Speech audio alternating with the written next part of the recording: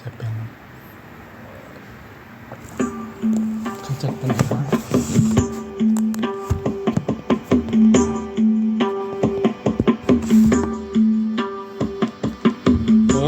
ओंकारमाद्यं प्रवदन्ति सन्तो वाचा श्रुतीनामपि ये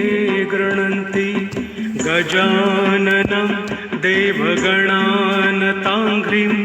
भजेऽहं धैर्यकृतावतंसम्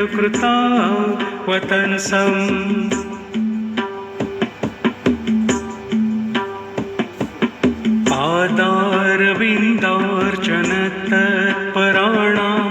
संसारदावानलभङ्गदक्षं निरन्तरं निर्गतदानतो येस्तं नौमि विघ्नेश्वरं भुजम्भम्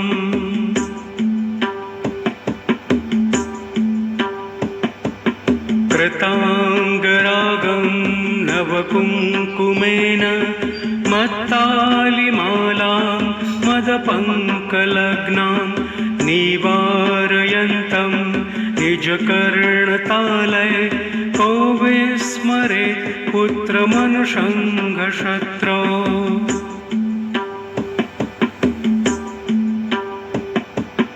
शम्भो जटार्जूटनिवासि गङ्गा जलं समानीय कराम्बुजेन लीलाभिराराचि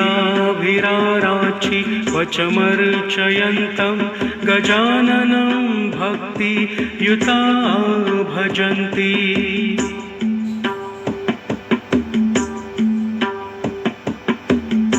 कुमारभुक्तौ पुनरात्महेतौ पयोधरौ पर्वतराजपुत्र्या प्रक्षालयन्तं दर्शीकरेण मोग्धेन तं नागमुखं भजामि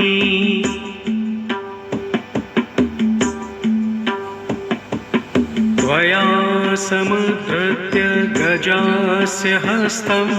शिखरा पुष्कररन्ध्रमुक्ता व्योमाङ्गने ते विचरन्ति तारा कालात्मना मौक्तिकतुल्यभास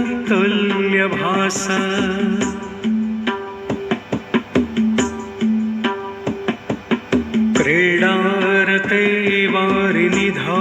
गजास्य वेलामतिक्रामति वारिपूरे कल्पावसानं परिचिन्त्य देवा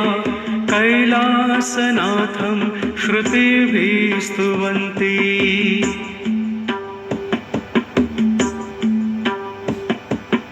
नागानने नागकृतोत्तरीये क्रीडारते देवकुमारसङ्घे त्वयि क्षणं कालगतिं विहाय तौ प्रापतु कन्दुकतामिनेन्दु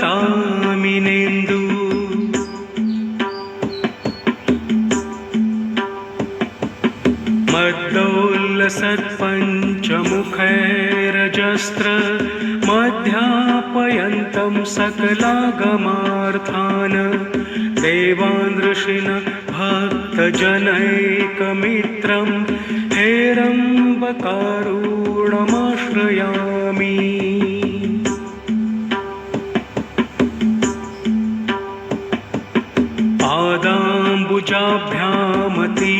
पादाम्बुजाभ्यामतिकोमलाभ्यां कृतार्थयन्तं कृपया धरित्रीम् अकारणं कारणमाप्तवाचां तन्नागवक्त्रं न जहाति चेत्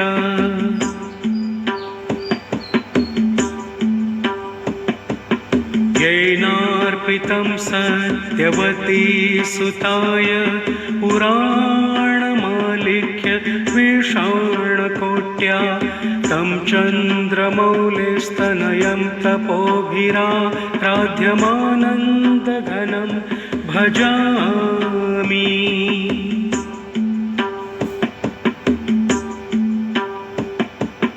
पदं श्रुतीनामपि पदं स्तुतीनां लीलावतारं परमात्ममूर्ते नागात्मको वा पुरुषात्मको वेद्यभेद्यमाद्यं भज विघ्नराजम्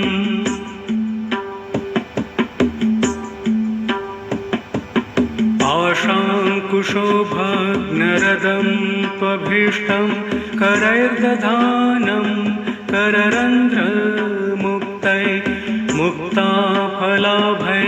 पृथुषीकरौघै सिच्यन्तमङ्गं शिवयोर्भजामि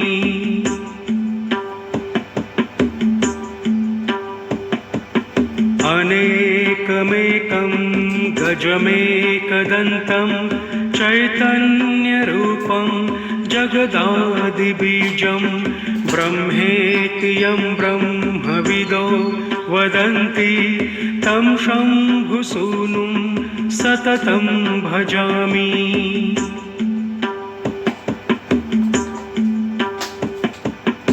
अङ्के स्थियाता निजवल्लभाया मुखाम्बुजालोकनलोलनेत्रं स्मेरान्नाब्जं मदवैभवेन रुद्धं भजे विश्वविमोहनं तम्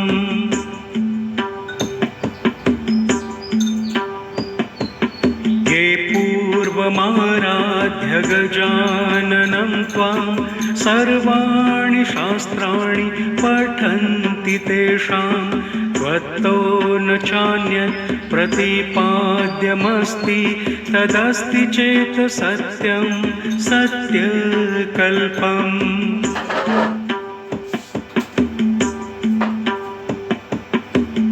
हिरण्यवर्णं जगदीशितारं कविं